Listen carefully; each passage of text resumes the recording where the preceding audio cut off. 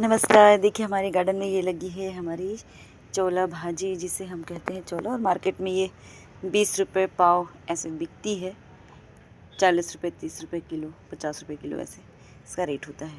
वे भाजी होने के लिए तो कुछ नहीं, हमारे यहाँ पे घास फूस खरपतवार के नाम से इसको जाना जाता है। बड़े होने पे इसका पौधा थोड़ा ऐसा हो जाता है जिसमें इस तरह से बीज आते हैं। इसमें छोटे छोटे रजगीरा के बीज उत्पन्न होते हैं, इसको रजगीरा की भाजी भी कहते हैं। अब जैसे हमने इसी बीज को तोड़कर यहाँ डाल दिया था तो हमें ये भाजी प्राप्त हो गई। अब इसी तरह से हमने और बीज को तोड़कर इसमें डाल दिया है, हमें भाजी हो जाएगी। पहले हमारा जो भोजन था वो हमारे अभाव के कारण हमारे लिए भोजन बना। आज हमें मार्केट में जो मिलता है बस हम वही चीज़ लेकर आते हैं, खाते, और हमें लगता है कि बस चीज़ें उतनी ही प्रकृति ने हमें दी है खाने के लिए।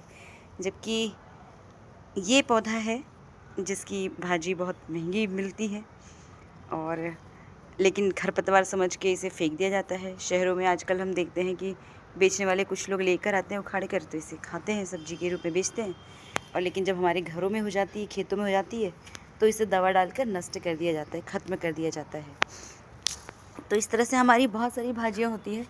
जैसे हमारे पास ये एक नूनी भाजी है, तो ये भी वही भाजी है, लेकिन इसे भी खरपतवार समझकर इसे भी दवा डाल के ख़त्म कर दिया जाता है। तो इस तरह से हमने भाजी को उखाड़ के धो लिया है, साफ़ कर लिया है, और हमने इसकी पत्तियों को भी तोड़कर साफ़ कर लिया है। आज हम बनाएंगे इसकी भाजी, और ये बनेगी बहुत ही स्वादिष्ट। इसमें अच्छा जीरा और लहसुन का बघार लगाएंगे, और फिर इसे हम बनाएंगे हरी मिर्च के 4-6 टुकड़े या सूखी लाल मिर्च डालकर। ये बहुत ही स्वादिष्ट भाजी बनती है।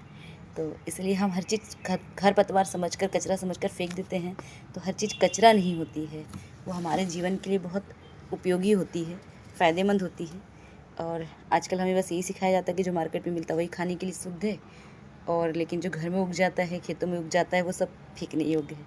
तो ऐसा हर चीज़ फेंकने के लिए नहीं होती है। जय श्री राम, धन्यवाद।